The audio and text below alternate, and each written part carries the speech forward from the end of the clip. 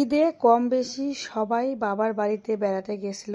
আমি মনে একমাত্র হতভাগা যে বাবার বাড়িতে যেতে পারিনি। তাই গত শুক্রবারের দিন বাবার বাড়িতে গেছিলাম।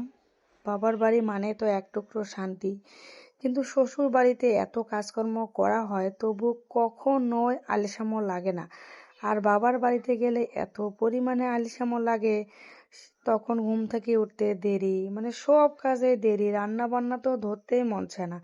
তাই আজকে একটু ভাবলাম হাঁসের মাংস রান্না করলাম, টাটকা টাটকা বাড়ির পালা হাঁসের মাংস, মানে খাঁটি সরিষার তেল দিয়ে রান্না করব। ভাবলাম যে আমি একটু রান্না করি, তাই আমি রান্না করতেছি খাঁটি সরিষার তেল দিয়ে।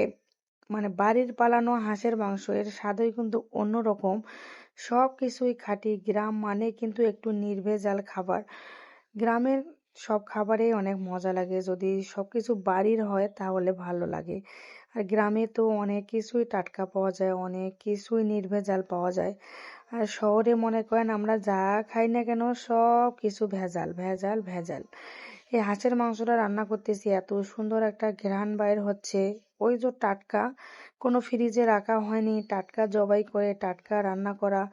তো গ্রামের মানুষ আবার এভাবে মশলা মশলা কিন্তু গরম করে তারপরে গুঁড়া করে দেয় তরকারিতে। আমি ভাবলাম যে আজকে গ্রাম্য পদ্ধতিতে রান্নাটা করি নেই, তাই গ্রাম্য পদ্ধতিতে হাঁসের মাংসটা রান্না করতেছি। ব্লেন্ডার আছে, কিন্তু ব্লেন্ডারে গুঁড়ো না করে এই আমাদের এদিকে এটাকে বলে উড়ুন গাইন, এখানে একটু গুঁড়ো করে নিচ্ছি। একটু সময় লাগবে। ভাবলাম যে গ্রামের মতো করেই রান্না করি, গ্রামের মানুষেরা যেভাবে রান্না করে ওইভাবে আজকে রান্নাটা করলাম। সব প্রাকৃতিকভাবে, কোনো মনে করেন কোনো ধরনের ব্লেন্ডারে ব্যবহার না, সব কিছু হাতে বেটে ইয়ে করে তারপরে এই রান্নাটা করতেছি। এত যে পরিমাণে মজা হয়েছিল, মানে অনেক মজার। মাংসটা ভালো করে আমি কষিয়ে নিচ্ছি, কষিয়ে নিয়ে এই যে ঝোলের পানি এখন দিয়ে দিয়েছি। তারপর আমার রান্নার ফাইনাল লুকটা দেখেন, এত পরিমাণে মজা হয়েছিল।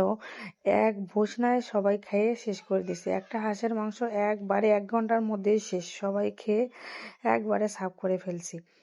তবে রান্নাটা অনেক মজা হয়েছিল। কেমন হয়েছে আপনারাও কমেন্টস করে জানাবেন। আর হাঁসের মাংসের সাথে পোলাও হলে কিন্তু অনেক বেশি মজা লাগে, তাই সাথে পোলাও রান্না করে নিলাম। কেউ আবার কিছু মাইন্ড করবেন না, কারণ আমাদের সরিষার তেল খায় আমার বাবার বাড়িতে।